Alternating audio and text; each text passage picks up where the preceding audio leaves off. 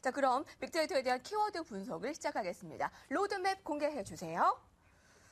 네, 우리가 빅데이터 분석에서 이용하는 동부증권의 동화가 상품으로 뜨고요. 아까 1위를 한 그 조직의 구글, 또 분석 전략, 고객 정보, 인터넷 시스템, SNS. 아무래도 라이프 생활에서 가장 중요할 텐데 어떤 방향으로 활용하고 해석하느냐에 따라서 그 가치가 정해질 것 같아요. 네, 맞습니다. 과거에는 막대한 정보가 있어도요. 이걸 분석할 방법이 없어요. 기술이 없었는데 요즘에는 그 기술이 발전되다 보니까 이게 가능해졌어요. 예전에 예를 들면 심리지수나 이렇게 중요한 경제지표잖아요. 이런 걸 조사할 때 어떻게 하냐면 100명, 200명 데리고 설문조사를 해요. 그 다음에 설문조사 굉장히 어떻게 할 것인가 기법을 굉장히 질을 높이는 방법밖에 없었는데 이젠 질을 안 높여도 돼요. 왜냐하면 전수조사가 되니까 그냥 양으로 승부할 수 있는 거죠.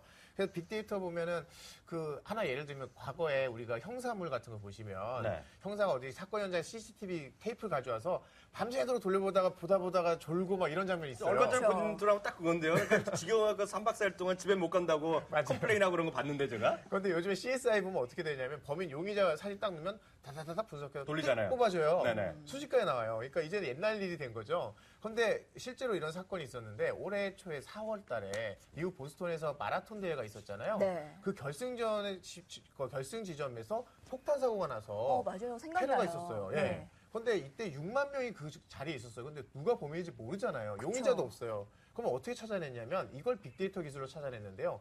현장에는 600대의 CCTV 화면 다 모으고요. 현장에 있던 사람이 트위터나 페이스북에 야 이런 거 있다라고 올린 거 사진 다 긁어 모으고요.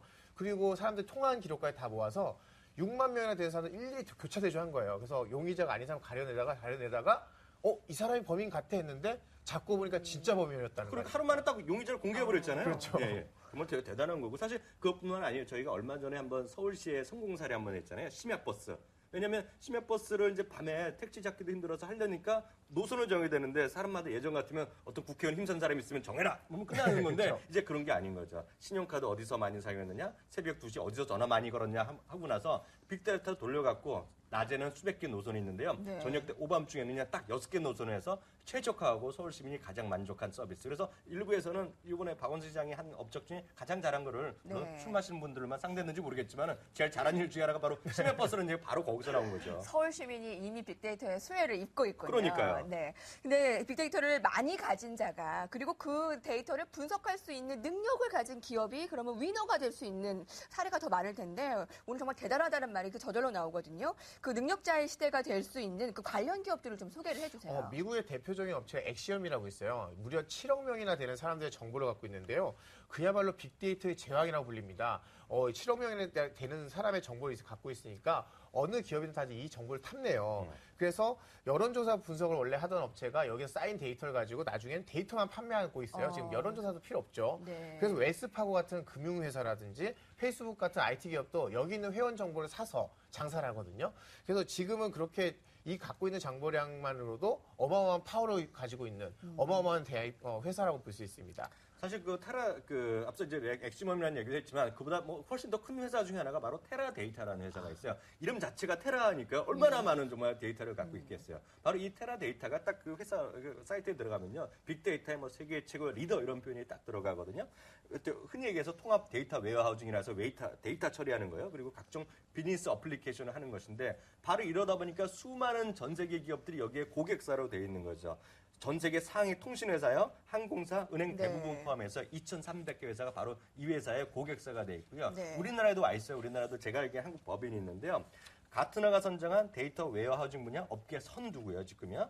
미국 포춘지에서 선정한 10대 소프트웨어 기업에 들어가 있고요. 국내 고객 기업의 리스트만 한번 보면요. 우리 다분 고객이잖아요. 국민건강보험관리공단이요. 거기도 당연히 고객이고요. 롯데백화점, 신세백화점, 하나금융지주, 신한금융그룹. 그래갖고 이런 예를 들어서 테라데이터 같은 경우에는요. 미국에서도 엊그저께도 제가 봤는데 미국에서 투자 전략가들, 애널리스트들이 내년도 사업에 대해서 투자 유망 종목하는데 항상 들어가는 게 테라데이터고요.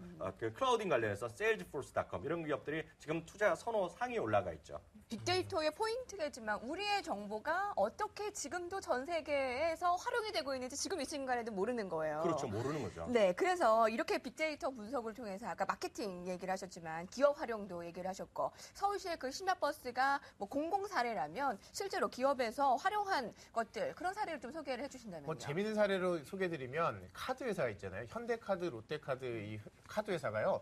그 고객들의 카드 결제 정보를 모아서 뭘 하냐면 맛집 정보 사이트를 어플했어요.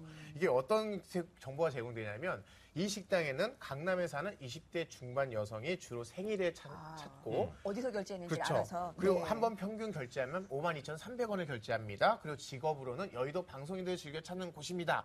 이런 게 나오는 거예요. 그러면 난 여의도 방송인들이 가는 이 식당이 마음에 들어. 그런 사람들이 찾아갈 수 있는 서비스. 그럼 이혜리 뱅크 좋아하는 팬들 있으면 이혜리 뱅크 딱 보고 쫓아가면 되는 거네 그렇죠. 그냥 바로요. 아, 네. 근데 그런 음식점 정말 맛집 찾기가 어려운데 이런 거 그러니까요. 활용하면 되겠네요. 데이터가 한 번에 쫙 나오니까요. 그리고 또 이제 또 하나 더 재밌는 얘기 드리면 파리바게트라고 뭐 다들 아시잖아요. 뭐 네, 네. 브랜드 얘기하면 그렇지만 SPC 그룹이라고 우리나라 최대 이제 그 빵집 기업인데 예전만 하더라도 빵 하나 만들고 이제 업장마다 있으면은 사실 높은 사람 매장 주인에 따라서 얘기하는 거죠. 어떤 거 더 만들어 보라 이런 거 주문 받으러 왔는데 그런 거가 아니라는 거죠. 요즘은 그래서 여기 회사에서 과거 5년간이요 170개 지점의 전체 매장 그리고 그 당시에 날씨를 다 기록해 왔고요. 날씨 판매 지수라는 걸 만들었어요. 그리고 전 매장을 딱 깔았더니요. 그 다음에 전체적 매출이 30%나 늘어났어요. 예전에 이런 거 있잖아요. 비 오는 날은 뭐 부침개나 부쳐 먹지 이런 거 있잖아요. 그렇죠. 저희는 잘 모르지만 비 오는 날 많이 빨리는 빵이 있는 것이고요. 더운 날 많이 팔리는 빵이 있고 이런 것들이 딱 있는 것이 날씨 판매 지수를 직접 활용했고 돈도 많이 벌었고 이게 바로 현실화된 거죠. 왜 비 오는 날 동동주가 정말 많이 팔리잖아요. 그런 것도 있겠죠. 과거에 그냥 막연한 경험이었던 게 이제는 아예 데이터로 해서 얼마큼 그러니까요. 팔린지가 다 나오는 거죠. 그러니까요. 날씨와 빵 판매와 이렇게 연관이 빅데이터로 시켰다라는 네. 겁니다.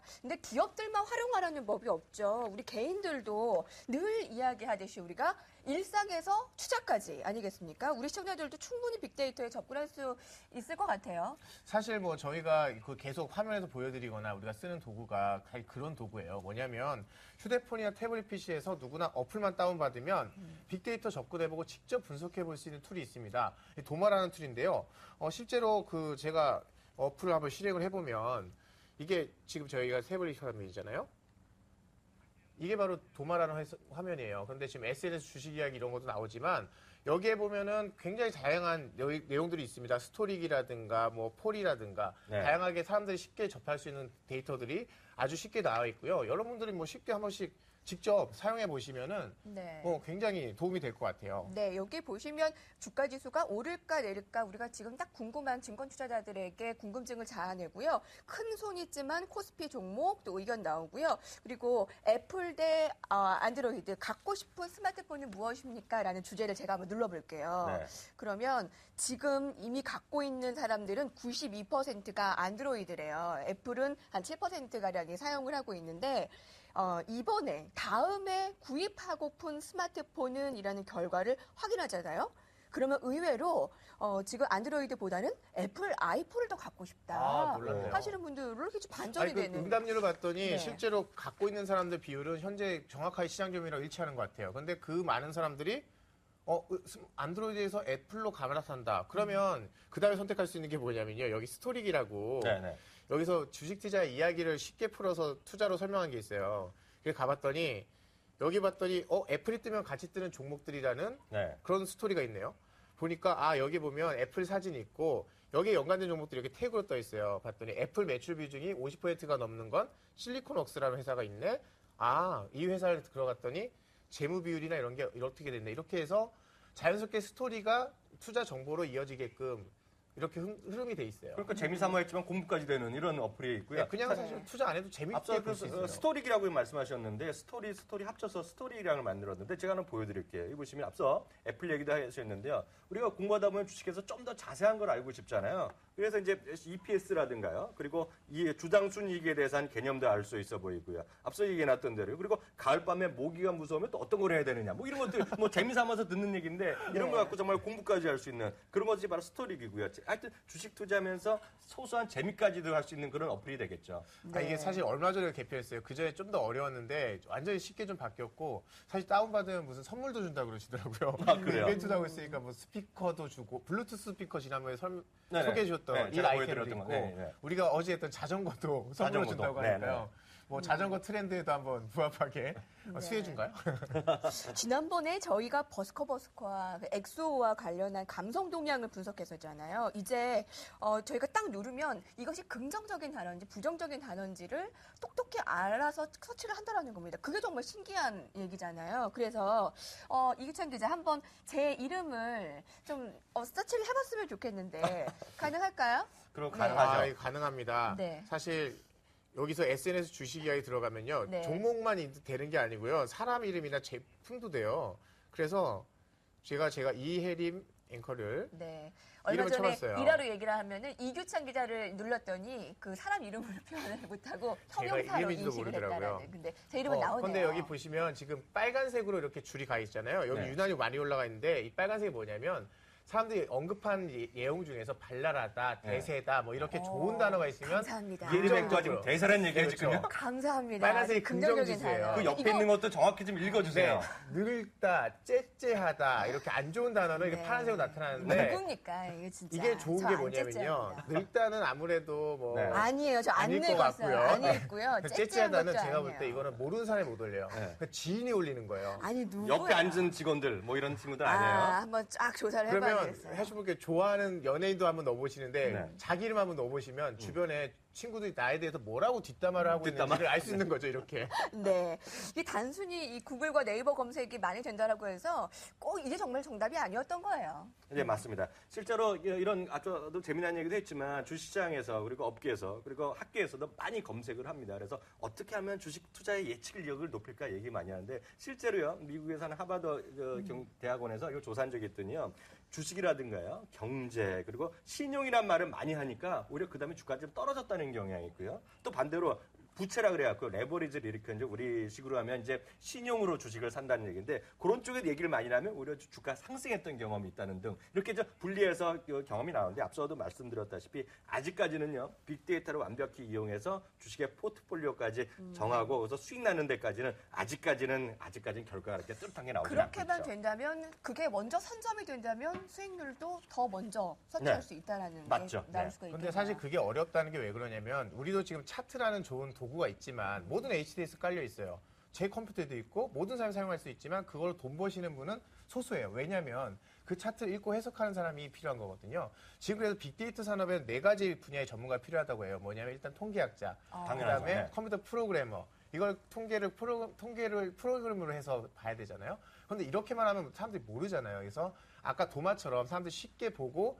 이용할 수 있게끔 만들어준 시각화 전문가가 있어요. 네. 그런데 기존의 빅데이터 데이터를 갖고 계신 기업들은요, 이 3가지를 열심히 하세요. 그래서 정말 중요한 건 뭐냐면 빅데이터 산업이 커지고 일반화한테도 확산되려면 제일 중요한 4번째 스토리텔러가 필요합니다. 말을 풀어주는 사람. 그렇죠. 네. 뭐냐면 차트 가지고 이 차트가 어떤 뜻이니까 이렇게 해석해야 됩니다라고 얘기해 주는 사람이 필요하듯이 빅데이터 이것이 무엇을 의미하는지 우리가 스토리를 풀어주는 사람이 필요한 거죠. 사실 우리가 정말 그게 우리가 아닌가요? 맞아요. 그러니까 제가 국내 딱 최초. 생각하는데. 갑자기 얘기 들으니까 이거 좀 감사합니다 말씀드려야겠네요. 제가 직업이 또 하나 생겼네요. 네, 증권분석 전문이죠. 그리고 뭐 대중문화도 하죠. 이제 스토리텔러까지 하니까 제가 다음 주에 명함 하나 수립하겠습니다. 기자도 맞아요. 그렇게 이제 바뀔 거예요. 저도 원래 기자가 전 트렌드 와치라고 밀었었는데 네. 뭐냐면 사람들 무슨 흐름이 있는지 보고 알려주는 거였는데 이제는 알려주는 게 아니라 더 설명해주고 스토리 풀어주는 게 더 중요하다. 그래서 기자도 스토리텔러가 돼야 된다라고 생각하게 됐습니다. 데이터만 가지고 있다고 해서 승자가 아니고 통계를 내고 분석하고 시각화하고 스토리텔러 역할까지. 지금 우리가 스토리텔러의 역할하는 이 프로그램인데 앞으로 저희와 함께 일상에서 투자까지 함께 스마트하게 연결해 보시고요. 잠시 후에 토크와 관련한 두 분의 딱 한 종목, 빅데이터와 관련한 종목 이어집니다.